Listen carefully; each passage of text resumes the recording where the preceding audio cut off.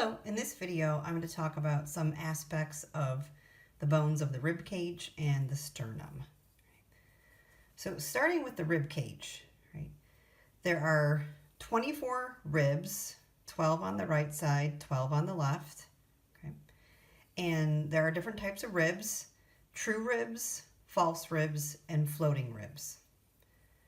The most superior 7 ribs are true ribs, right? So 1, 2, 3, 4, 5, 6, 7. Okay, those are the true ribs. The remaining ribs inferior to that, 1, 2, 3, 4, 5, those are considered false ribs. They're considered false ribs because they don't have their own connection to the sternum. So like, consider these 3 ribs here. They do connect to the sternum, but they borrow the cartilage, the costal cartilage of the 7th rib to connect to the sternum. When we look at the false ribs, we see we have floating ribs. So these ribs down here that are connected just to the vertebrae and not to the sternum at all, those are considered floating ribs.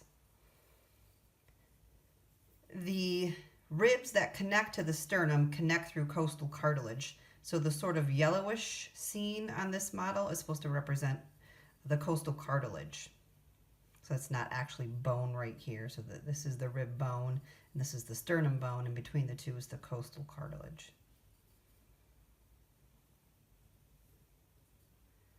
Let's take a look at the sternum before I flip this skeleton over. So the sternum is also known as the breastbone. And the sternum has 3 major pieces to it. The most superior portion of the sternum is called the manubrium, and it includes connections to ribs and to the clavicle bones. The largest part of the sternum is called the body of the sternum, and the small piece hanging off the inferior portion of the body is called the xiphoid process. It starts with the letter X, but it's pronounced xiphoid process. Now we're looking at a posterior view of the rib cage. Each rib connects to a thoracic vertebra, and each thoracic vertebra is connecting to 2 ribs, one on the left, one on the right.